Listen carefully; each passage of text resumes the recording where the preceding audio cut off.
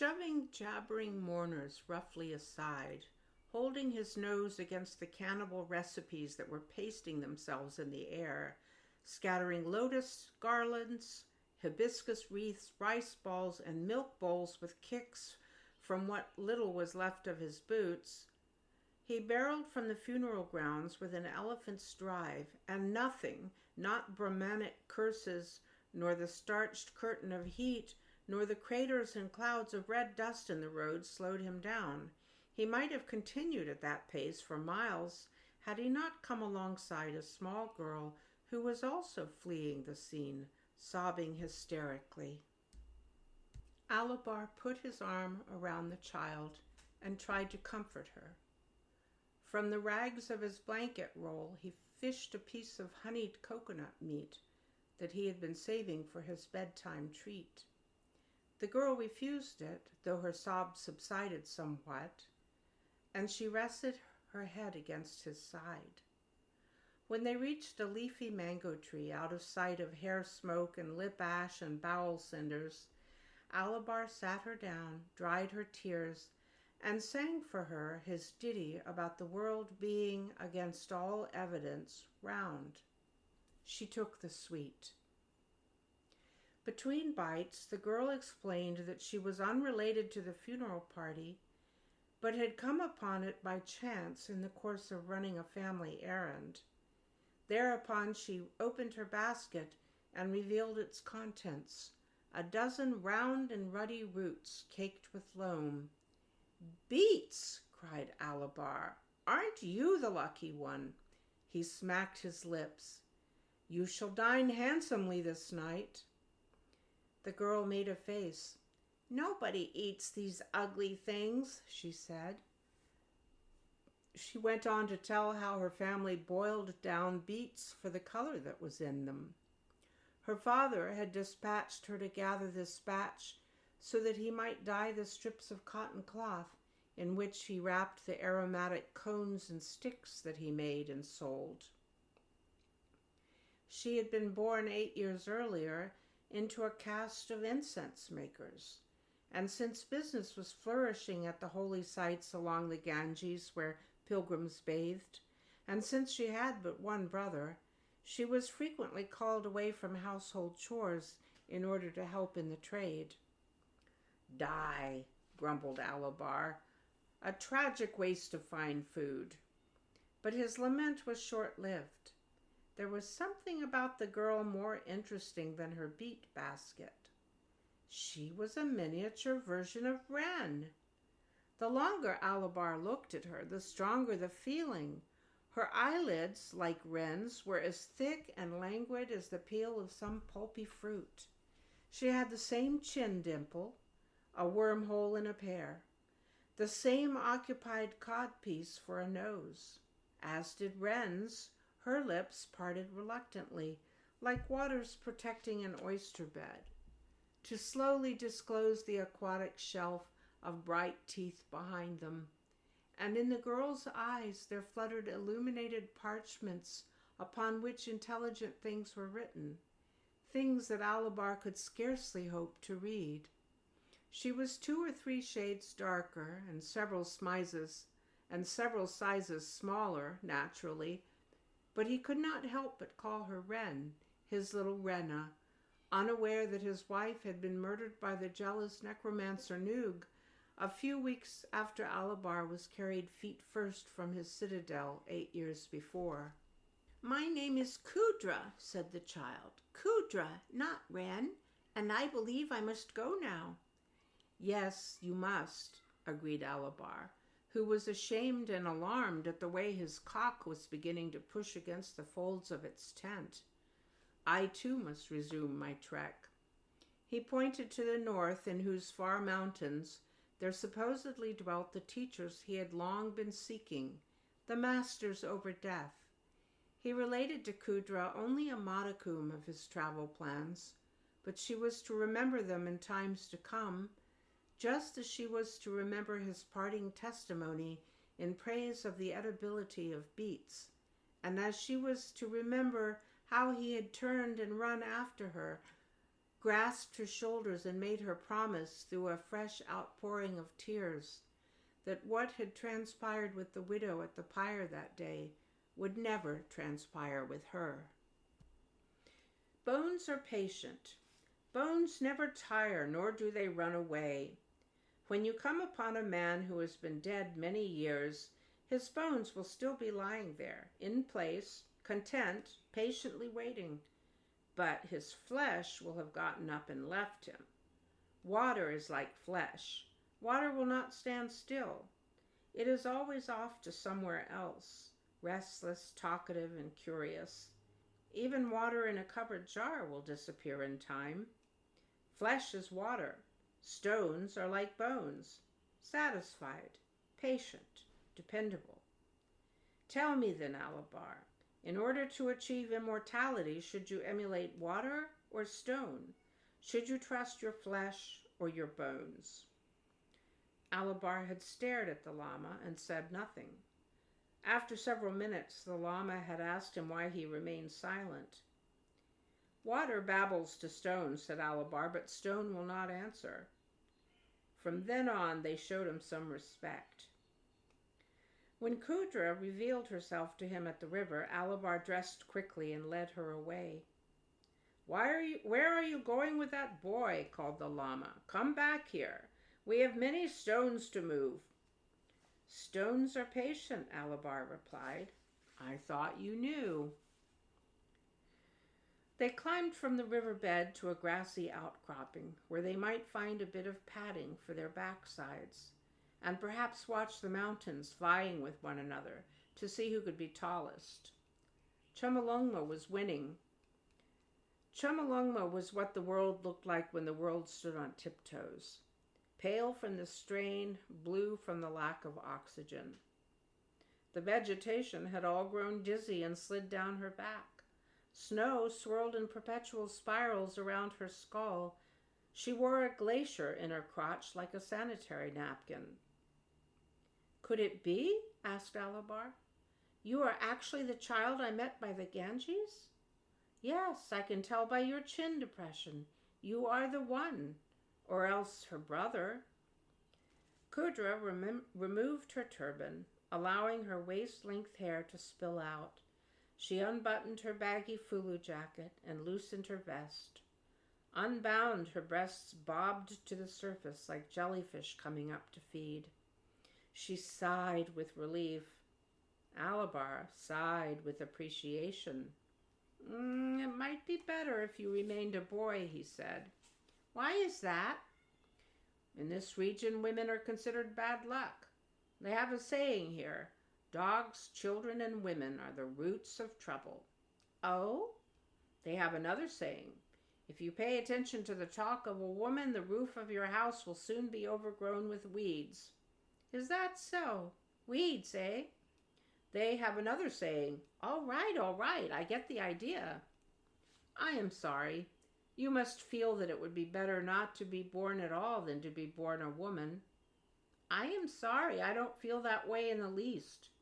You don't? Then why are you dressed in this manner? Kudra produced a boar bristle brush and laid it to her tangles. In a moment, her hair was rippling and shining. Mount Chomolungma raised a few inches higher on her toes to see where that black glow was coming from. I suppose I have always been pleased to be alive, female or not, she said. These days I am more pleased about it than ever. Would you have any interest in hearing my story, or do you fear for your roof?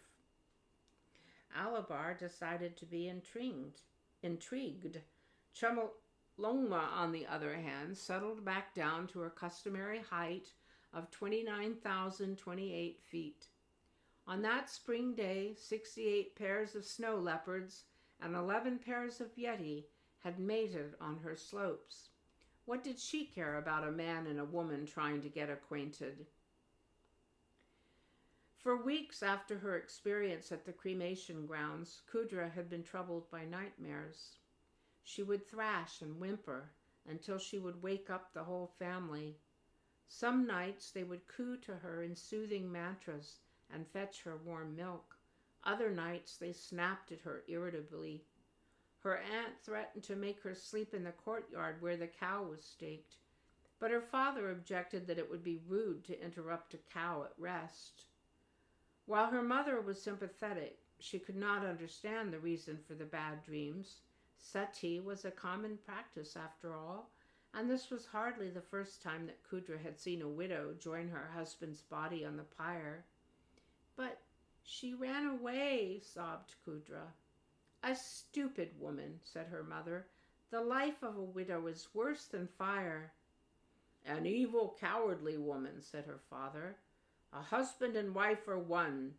Eternity depends upon them being together. A Sati woman is the heroic savior of her husband's eternity.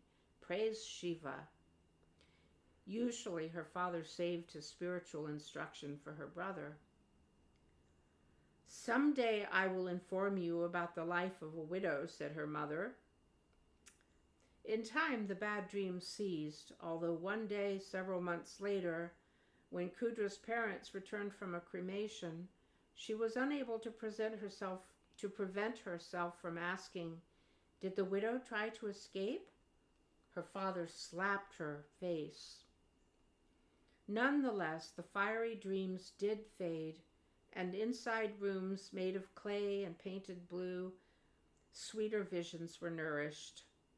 At the start of monsoon season, when the great cloud ships rolled in from the sea to discharge their tanks of green rain in the rice fields, and to haul away dust balls, scorpion skins, and mounds of worthless diamonds made of heat, summer's dolorous cargo, Kudra participated in the no-salt ceremony. Each day, for 5 days, she dined in seclusion on unsalted food and worshipped tender seedlings that had sprouted from wheat and barley grains that she herself had planted prior to the ceremony. This ritual was to help psychologically prepare her for her designated role in life, the role of wife and mother, nurturing and sustaining her children, her husband, and the husband's relatives. In a universe that was perceived as inherently divine, where sacred animals munched sacred plants in groves of sacred trees, where holy rivers spilled from the laps of mountains that were God's, to nurture life was a lovely and important thing. Kudra enjoyed taking care of babies, and the notion of making babies excited her in some vague, itchy way.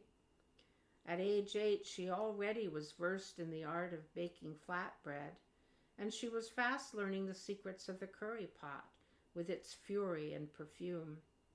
Her true delight, however, came in the hours when necessity called her out of the kitchen and into the workshop to assist in one way or another with the manufacture or marketing of incense. She liked mixing gums and balsams more than she liked mixing rice and lentils. She liked rasping sandalwood more than she liked mending clothes. She did not consider why.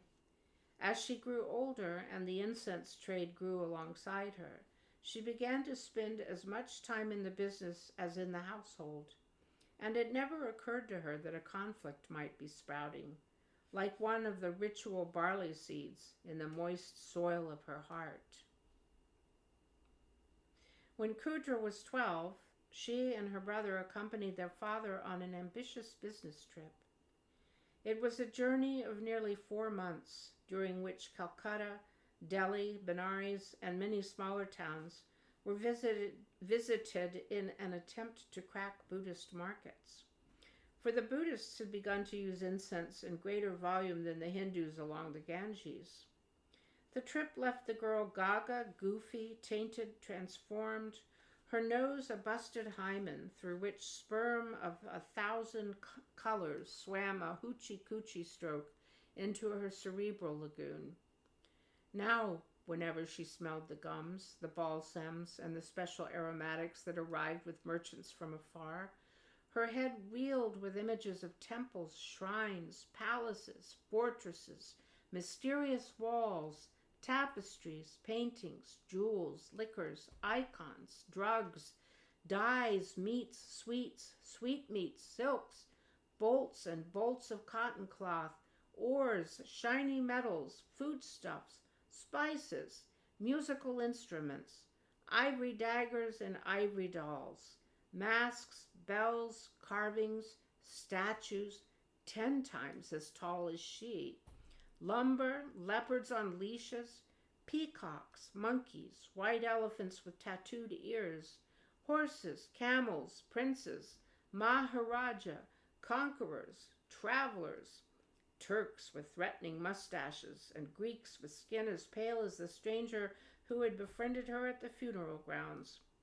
Singers, fakirs, magicians, acrobats, prophets, scholars, monks, madmen, sages, saints, mystics, dreamers, prostitutes, dancers, fanatics, avatars, poets, thieves, warriors, snake charmers, pageants, parades, rituals, executions, weddings, seductions, concerts, new religions, strange philosophies, fevers, diseases, splendors and magnificences, and things too fearsome to be recounted, all writhing, cascading, jumbling, mixing, splashing, and spinning, vast, complex, inexhaustible, forever. It was then that she realized that it was the odor of the incense that had intrigued her all along. Only now the smells filled in the fantasies that heretofore had been mere outlines, smeary contours scrawled in ghost chalk. Perhaps the most terrible or wonderful thing that can happen to an imaginative youth, aside from the curse or blessing of imagination itself, is to be exposed without preparation to the life outside his or her own sphere, the sudden revelation that there is a there out there. The day of Kudra's 15th natal anniversary began like any other, with a pre-dawn bath in the river, followed by prayers to Kali and an offering of clarified butter in the courtyard cook fire. By first light, she had served breakfast to her father, brother, and one-legged uncle, and was already washing the curds that would be the principal dish at the noontide meal. She was bent over the curd jars when, from the workshop, her father called for her, just as she hoped he would.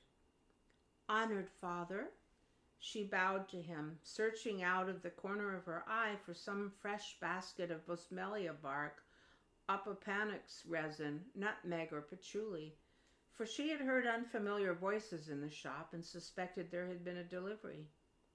Nothing new was in evidence, but that was all right.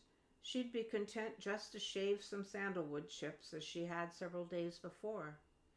The coarse-grained sandalwood was so tough it made her arms ache to chip it. But with each laborious push of the rasp, it propelled a zephyr of warm, clean forest air past her nose, an invisible vapor that sang to her of the pad of the tiger's paw upon dry leaves, upon fallen parrot nests and dark madras moss. "Kudra," said her father, "I have good news. Praise Shiva." Another merchandising trip, perhaps? Her imagination galloped about the room astride a sandalwood broom. "The parents of a respectable man were just here. We have arranged for you to marry him, come the monsoons. Praise Shiva." The broom crashed to the hard clay floor. Kudra began to cry. Her tears did not upset her father. He had been expecting them to flow. Every Hindu girl wept and wailed about her marriage, from its announcement through the wedding and into the honeymoon. It was fitting that a bride-to-be weep. Marriage meant that she must leave her father's home to live with her husband's family, who would treat her like a servant if she was lucky, like monkey shit if she was not. It was the way life was. Kudra's mother had bawled. Now it was Kudra's turn. Tradition and continuity were the flowers from which the social loaf was baked, feeding the culture, pleasing the gods. "Father, I am not ready," blubbered Kudra. "Eh? Of course you are ready. If you were not thinking about catching a husband, why would you fix yourself up in this way? Praise Shiva. The incense merchant was referring to the crimson lac with which she had begun to fresco her heavy eyelids, the sandalwood paste that she finger-painted over her body in sinuous designs, the jasmine-scented unguents that these days lent her cheeks the glow of butter lamps at dawn. How could she make him understand that what appealed to her was the aroma of these substances, that what she sought to catch was not a man, but the strange and wondrous images that the aromas conjured? Teardrops spurted. I want to work with you. I want to work here with you. Teardrops spewed. That hit her father where he lived. The fact was, Kudra was better help than her brother, better than her gimpy uncle, certainly better than the lazy Sudra laborers whom he had started to employ. She was diligent and cheerful, and she had a feeling for the incense, not just an enthusiasm, but a rapport. It was partly on her account that his business was prospering. Still, she was a girl, and everybody knew that girls were hotter than mongooses and certain to lose their virginity at the faintest hint of an opportunity. The way this one's breasts were inflating, the way her eyes had popped when she got a look at the erotic friezes at Kujadas, it was only wise to bind her to a husband before disaster struck. Do not worry, my little patchouli drop. Your betrothed's family has a very fine business, praise Shiva, and is said to be short-handed in the shop. That proved to be the case, but her husband's family did not make incense. It made rope. Rope. The gods have a great sense of humor, don't they? If you lack the iron and the fizz to take control of your own life, if you insist on leaving your fate to the gods, then the gods will repay your weakness by having a grin or two at your expense. Should you fail to pilot your own ship, don't be surprised at what inappropriate port you find yourself docked. The dull and prosaic will be granted adventures that will dice their central nervous systems like an onion. Romantic dreamers will end up in the rope yard. You may protest that it is too much to ask of an uneducated 15-year-old girl that she defy her family, her society, her weighty cultural and religious heritage in order to pursue a dream that she doesn't really understand. Of course it is asking too much. The price of self-destiny is never cheap, and in certain situations it is unthinkable. But to achieve the marvelous, it is precisely the unthinkable that must be thought. So it was rope for Kudra, rope drab in color, rope harsh in texture, rope utilitarian in design, rope barren in smell. In late summer, she would accompany others of the caste into the steaming hills to chop the fibrous stalks of bahbar grass. The rest of the year, when she wasn't busy with household duties, she sat on the ground next to her husband, combing fiber into ribbons, spinning ribbons into yarn, twisting yarn into strands, and braiding strands into rope. Rope to keep the cow from deserting the farmer. Rope to prevent the riverboat from running away to sea. Rope to teach the individual stick of firewood the strategy of the bundle. Rope to hold a young wife to a bedpost, an oven, a lurid panoply of gods. In the streets of Calcutta, she had seen a fakir make a rope rear up like a cobra. Uncoiling from a basket with a dancing motion, the rope rose until its end was higher than the treetops, whereupon the fakir shinnied up it and disappeared in the sky. Now, as yard after yard, mile after mile of rope wound through her blistered fingers, she strained to exert some influence over it, tried her best to will it skyward so that she might climb it, stopping periodically to wave goodbye to her mother-in-law and cast her lot with the clouds. Alas, the rope moved strictly horizontally, and then only when physically forced. Conditioned as she was, Kudra probably wouldn't have climbed the rope anyhow, let's face it. Besides, she had established a couple of escape routes that allowed her to ascend above the world of in-laws and Bachbar fiber. One was scent. Her father kept her supplied with natural aromatics, which she turned into oils and essences to lavish upon her body.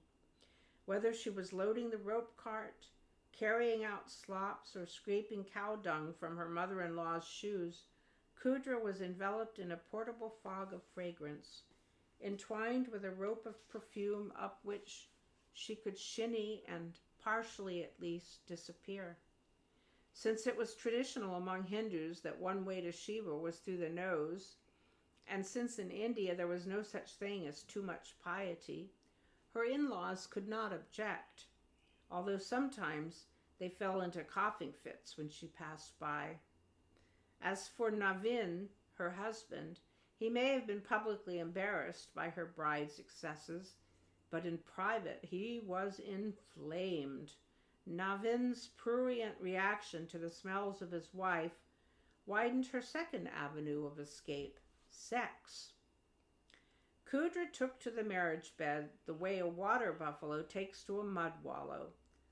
Like any conscientious merchant caste groom, Navin had studied the Kama Sutra, the Hindu love manual.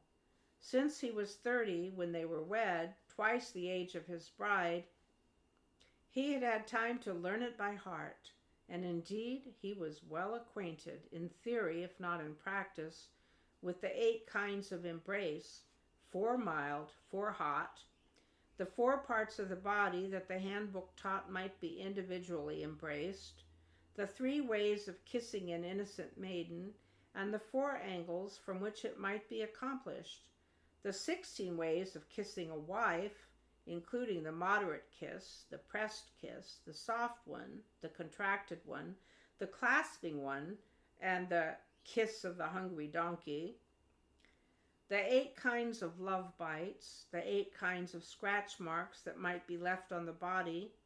The Kama Sutra even described how a lover's nails should ideally be manicured. The 8 stages of oral intercourse, the 9 ways of moving the penis inside the vagina, and the 40 varieties of sound that might be uttered the while, including thundering, weeping, cooing, words of praise, pain, and prohibition, and the sounds of the dove, the cuckoo, the green pigeon, the parrot, the sparrow, the flamingo, the duck, and the quail, as well as more than 30 coital positions with names such as the fixing of a spike and the place where 4 roads meet. If all that education, aspects of which smacked of arithmetic, ornithology, carpentry, and animal husbandry, suggested that Navin was overqualified for the job of satisfying a teenage virgin, well, it must be recorded that at no time did Kudra complain of overkill. If she was not his equal in technique, she compensated in fragrance and enthusiasm, and night after night they dissolved their rope burns and fatigue in the salty flux and radiant slime of the glad-hearted fuck. It is hardly surprising that the couple had 4 children in 5 years. They might have had still more had not the mother-in-law decided that the house was becoming too crowded, and introduced Kudra to pennyroyal's application as an oral contraceptive. Kudra loved her babies. One day, a dozen years into the marriage, she came to love her husband as well.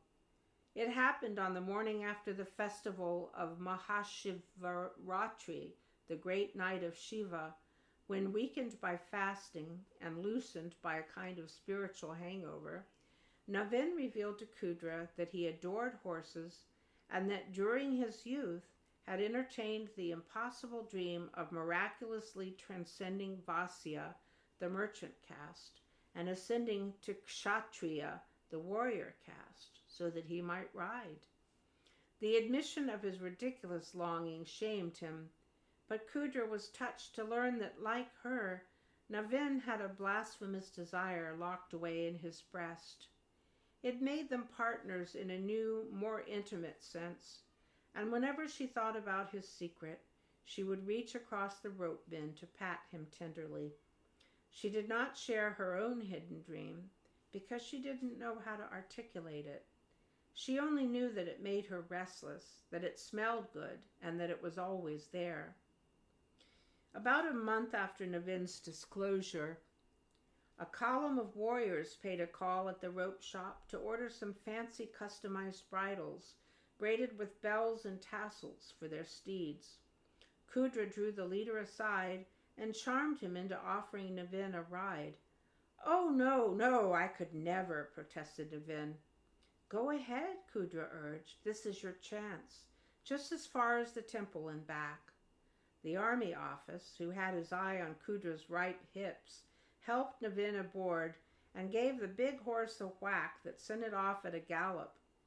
Navin, terrified, leaned too far forward and sailed off into a rock pile. His head split like a milk bowl, sending forbidden ambition mixed with blood and brain trickling into the public light.